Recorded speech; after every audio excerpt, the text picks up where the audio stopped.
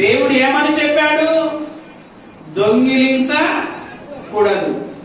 దొంగిలించకూడదు అని ధర్మశాస్త్రంలో ఆజ్ఞ ఇచ్చినటువంటి దేవుడు ఇశ్రాయేలు ప్రజలకు ఏం చెప్తున్నాడు?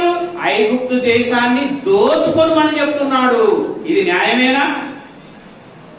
దొంగతనం చేయవద్దని చెప్పిన దేవుడే ఐగుప్తు దేశాన్ని దోచుకోండి, మీరు దోచుకునే సమయంలో నేను మీకు సహకారం చేస్తా. దేవుడు కూడా దొంగతనానికి సహకారం చేస్తా అన్నాడంట. ఏం సహకారం? మీరు వారి నగలను, వెండి నగలు, బంగారు నగలు, వస్త్రాలు అడగండి, వాళ్ళు ఇచ్చేటట్టు వారి మనస్సులో కటాక్షం కలగజేస్తారు. అంటే దొంగతనానికి ఎవరు సహకరిస్తున్నారు? ఆ దొంగతనం చేయమని చెప్పిండా, చేయొద్దని చెప్పిండా? చేయవద్దని చెప్పిండు. కానీ ఇక్కడ వీళ్ళకేం చెప్తున్నాడు? ఐగుప్తు దేశాన్ని దోసుకోమని చెప్తున్నాడు.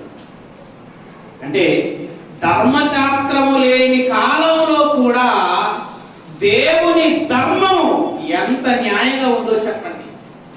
ఎందుకు అలా దేవుడు చెప్పాడంటే, ఇశ్రాయేలు ప్రజల శ్రమను ఎవరు దోపిడీ చేశారు? ఐగుప్తు ప్రజలు.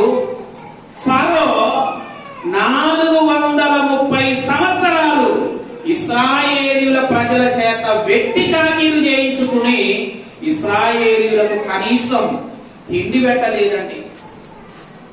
ఆ వెట్టి చాకీలు చెయ్యలేక ఇశ్రాయేలీయులు కన్నీరు కారుస్తుంటే వారి కన్నీటి మొరలు పరలోకంలో ఉన్న దేవుడు విన్నాడంట.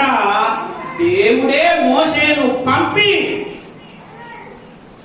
ఇశ్రాయేలీయుల శ్రమ దోపిడి ఐగుప్తీయులు చేస్తే ఐగుప్తీయుల సంపద ఇశ్రాయేలీయులు దోచుకున్నారు.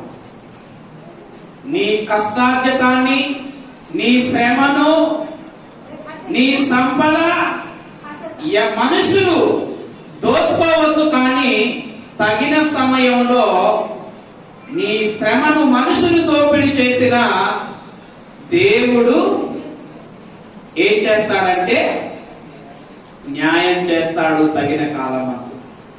430 సంవత్సరాలు ఇశ్రాయేలీయుల శ్రమ ఐగుప్తీయులు దోపిడీ చేశారు. ఒక్క రోజులోనే ఇశ్రాయేలీయులు ఐగుప్తు సంపద దోసుకొని కానాను దేశంలో పడ్డారు. దేవుని తీర్పు అట్లా ఉంటది. మరి ఇశ్రాయేలు ప్రజలు ఐగుప్తులో ఉన్నప్పుడు ధర్మశాస్త్రం ఉందా? లేదు. ధర్మశాస్త్రము లేని కాలంలో కూడా మనుషులు ధర్మాన్ని తప్పిండ్రేమో కానీ దేవుడు